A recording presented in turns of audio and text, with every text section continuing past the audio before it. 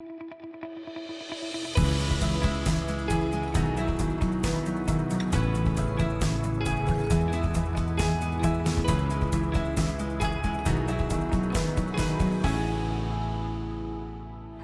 to Carlos and Lisa. I'm Lisa Remillard. And I'm Carlos Amezcua. It's nice to have you with us. All right. Did you feel it? Oh, my goodness. Who didn't feel it? I know. So, both of them. We're talking about earthquakes, right? The Ridgecrest earthquakes that happened on the 4th of July. And, of course, what turned out to be a very big aftershock, which is a foreshock. It was so interesting because I don't know who was asking me about earthquakes in California, but I said, I have this really cool app. It's called the Quake app, and it tells me all the earthquakes. And I saw like this swarm in the Sorrel Valley of all these earthquakes. And I'm going, well, you weren't in town, right? What's going on? What's going on with all of that? And I was not in town when the earthquakes hit. So I was, what's going on with that? Oh, well, whatever. And then, sure enough, foreshocks, I guess, to what was happening. The earth was a-moving. It was. I was here for it. And I grew up here in LA, in the LA County area, and I lived through Northridge, and I'm used to this. Mm-hmm.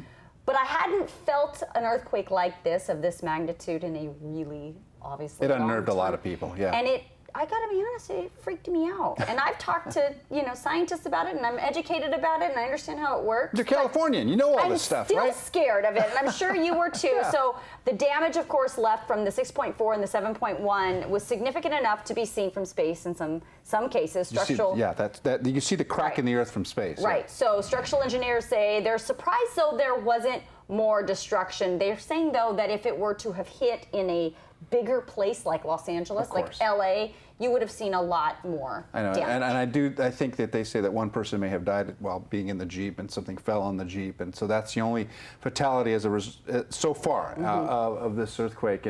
And most all of the buildings survived. There's certainly in Ridgecrest, they had fires. They had some buildings that collapsed as well. But like you said, it's been a long time since we had one like this. I think we had the Hector mine quake and we had the Landers quake. I remember covering both of those.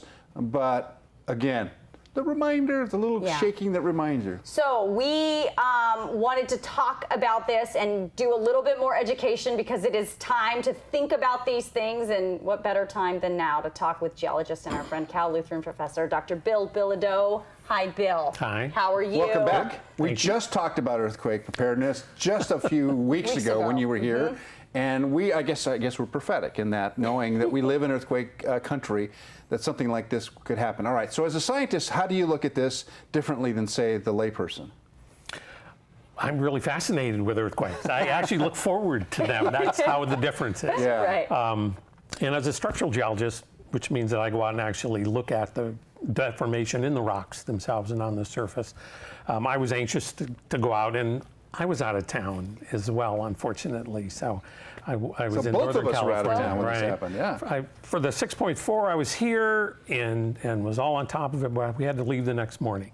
So we were not here for the 7.1. So tell me what your assessment has been of it now. I mean, I've heard a lot of experts talking about it and what it means for us in the future. Well, for in the future, I don't think it means a whole lot more than what it was before the earthquake, in that what's going to affect Los Angeles and the highly populated area around here is a quake much closer. And if you look at the previous two large ones of 7 or greater in the last 30 years, it's been the Landers in 92, the Hector mine in 99. Both are in what's called the Eastern California shear zone, and they have the same focal mechanism, sense of motion, that across the fault zones out there. What does that mean? Well, what that means is these are all similar earthquakes, in that the triggering was on strike slip motion, which is horizontal slippage along a very high angle or near vertical fault, like the San Andreas. And the San Andreas is a right lateral, which means that as you look across the fault, the block on the other side goes to your right. As we look across the San Andreas from here, we're on the Pacific plate here in Los Angeles, and we look across the San Andreas on the across the San Andreas to the North American plate. It moves to the right or to the southeast. And the same mechanism was of the Landers earthquake and the Hector mine earthquake, which were parallel to the San Andreas, a little bit to the southeast of Barstow. they're on echelon faults very close together. But if you take that trend, and it's called the Eastern California Shear Zone, and you take it to the northwest, it points right at Ridgecrest. It has to cross the Garlock Fault, which is a major that's where we see all the rocks in trending. Garlock. Yeah. Right. And then on the other side, and then you get this nice trend, as you see, that goes off to the northwest. And both earthquakes had the same mechanism, although the ground rupture on the very first one, the 6.4, had two fault systems that were pretty much at right angles to each other. Really? And it was right at the corner. And so they didn't know whether it was a left lateral slip on the northeast trending fault that heads down to the southwest, or it's on and that was the 6.4 and its pre-shocks and aftershocks. Yeah, right. It went up the little fault zone that then the next day had the 7.1 earthquake on it that moved it way more. So you said that pointed right at Ridgecrest. Well, What's on the other side? Where's the fault end on that other side? What's it pointing at on the other direction? It dies out. It points at Barstow. It points down towards the parallel to the southern San Andreas. Okay. And does that event that just happened, does that have any implication for San Andreas or any implication for any other?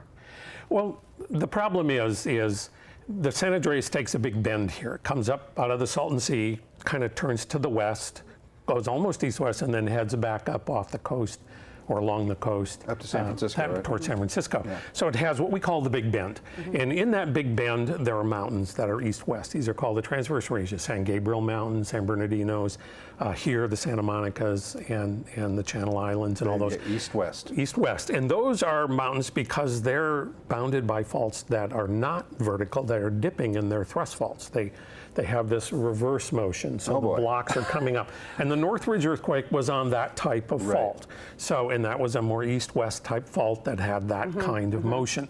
Here under LA, there were several of those steep faults. There's the Raymond Fault through Pasadena. The Whittier Narrows Fault? Whittier Narrows down there, which had an earthquake, smaller, and then moves out along the southern side of the Santa Monica Mountains to the Santa Monica Fault and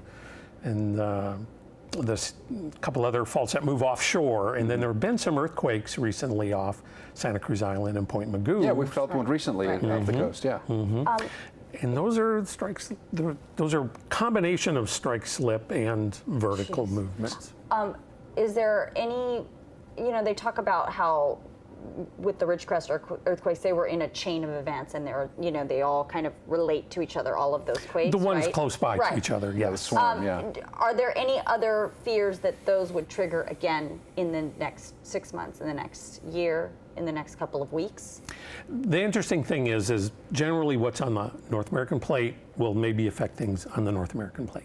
So these particular, it might be moving towards Reno. Got it. Going up that way. Going up that way. Got it. In that, the Hector mine and the landers were on that side. They were of the same mechanism in the North American plate. And we don't have quite the same kind of mountain ranges out there. They have a different orientation. They're more north-south. They're related to those kind of faults. And to somewhat extension, because as hard to do this, but as the Pacific plate moves up and there's this bend, you get compression across here, and that's why we have these mountains and thrust faults around here. Right. And on the other side, it's kind of pushing this part of California off to the northwest, so it's pulling, and that's Death Valley and Panamint Valley, and all those valleys are opening up. You're stretching the crust. Interesting. Back there, and the Sierras are kind of moving to the west, northwest. Yeah, because I know they keep adjusting the height of Mount Whitney because it's continuing to move. Up. And I think what's really interesting to me about all of this geology is that the ground is always moving. We may not feel it. The Richter scale may record it, but it's happening constantly. It just never stops moving. We just notice the big ones, right? Right. So we just have to be prepared for a larger motion earthquake than the ones that we're not feeling at all.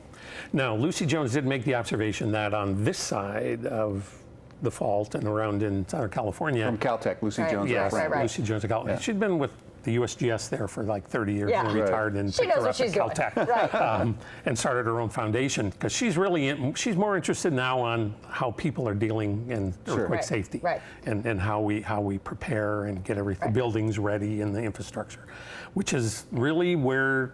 And what she said important. was, I'm sorry, we cut your. What she said was that we're in a quiet period for large earthquakes right now. These ones that are happening out in the desert, 7.3, the 1872 was a 7.4. In reality, when you look at the magnitude, and the magnitude just means energy release, not what people feel.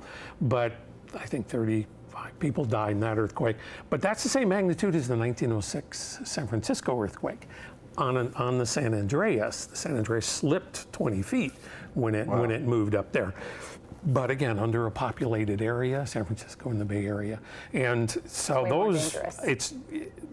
we don't have an earthquake record long enough to know how the various patterns of faults on the two plates in this area really affect any predictions for large movements on the San Andreas itself. Well, those people 100 million years ago just didn't know, how They to just keep good didn't records. record it. They should have. They should Just have. 200 years ago is all we're worried about here. All right. Going back before Well, that. There you Bill, go. thank Something to you think so about. much. I appreciate the scientific look at this because it's something that we don't really talk too much about. We talk about how we're feeling, the construction and all this thing, but it's really interesting to understand how the all of Earth that. was moving it's all the constantly time. going. What you felt were the long surface rolling waves from that, which is why shake alert didn't go off. Yeah. Because we're so far from the earthquake, you just get the surface waves that come through, and they're rolling waves, and it lasted longer. The earthquake duration, it lasted a long time. On the 7.1 quake, that if you were in Ridgecrest, it only shook for about 10 seconds. In LA, the shaking went on probably for About 30 seconds for 30 me. seconds. That's pretty good. 30 seconds. Some people exaggerate because they. Well, I it is have a scary. concept of time, so it's Right. like 30 seconds. Yeah. Oh my God, this is. So- but it so felt you- like forever. Right. It was That's 30 30 seconds is a long for time. those, right. 30 Yeah. seconds is a long time because you're really in the moment. Tensed. And so that was the rolling motion, and that's why the shake alert didn't go off, is because there wasn't really going to damage anything, and they set That the was a game. good experiment while we tried. Let's see what happens next time. But we know it works, so that Yes, we do. if one happens around here, We know. hopefully we'll know in soon enough time. If it's not underneath you, you'll feel the earthquake. So Bill's he's been here like every 3 weeks, so Yeah, well, 3 weeks we'll have you back. for another earthquake. Thank you, Bill. Thanks so much, Bill. Okay, you're welcome.